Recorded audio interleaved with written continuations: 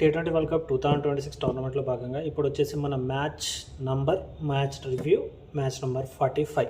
Okay, ఈ match వచ్చేసి between Pakistan versus England.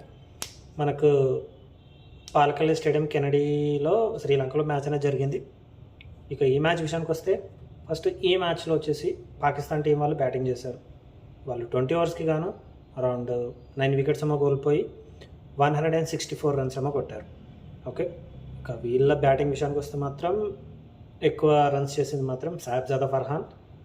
I think 60+ ఏమో స్కోర్ చేశాడు. ఇక మిగతా బ్యాటర్స్ కూడా బాగానే హాఫ్ సెంచరీ అయితే ఎవరు చేయలేదు, అలాగే 30+ కూడా ఎవరు అంతగా చేయలేదు, జస్ట్ ఒక 20+ ఏమో చేశారు. ఇక ఎవరెవరు ఎంతెంత బ్యాటింగ్ చేశారు ఏంటని చెప్పేసి నేను డీటెయిల్స్ మొత్తం నేను స్క్రీన్ మీద ఇస్తున్నాను, చూసేయండి. ఇక 165 రన్స్ టార్గెట్ తోటి బరిలోకి దిగిన ఇంగ్లాండ్ టీం వాళ్ళు ఇంకొక 4 బాల్స్ మిగిలి ఉండగానే 2 వికెట్స్ తేడాతోటి వాళ్ళు ఈ మ్యాచ్లో గెలవడం అయితే జరిగింది.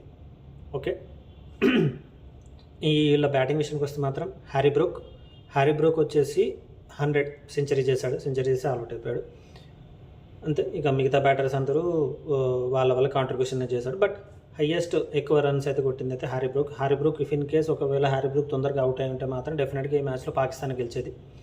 బట్ పాకిస్తాన్కి ఇక లాస్ట్ మ్యాచ్ ఒక పాయింట్ అనేది వాళ్ళకి ఎట్లనే ఉంది, ఎందుకంటే లాస్ట్ న్యూజిలాండ్తో మ్యాచ్ అనేది జరగలేదు. బట్ ఇక మ్యాచ్ అనేది వర్షం కారణంగా అబాండెంట్ అయిపోయింది కాబట్టి ఇక ఈచ్ 1 పాయింట్ ఇచ్చేసారు. బట్ ఈ మ్యాచ్లో అయితే వాళ్ళు ఓడిపోయారు. నెక్స్ట్ మ్యాచ్ అయితే వాళ్ళకు ఐ థింక్ వేరే టీం వాళ్ళతో శ్రీలంకతో ఉంటుంది అనుకుంటా మ్యాచ్. ఇక అందులో చూడాలి మరి గెలిచి ఎవరు వస్తారు ఏంటని చెప్పేసి మాత్రం చూడాలి ఇక. ఓకే, ఇది మ్యాచ్ మీద అయితే నా రివ్యూ.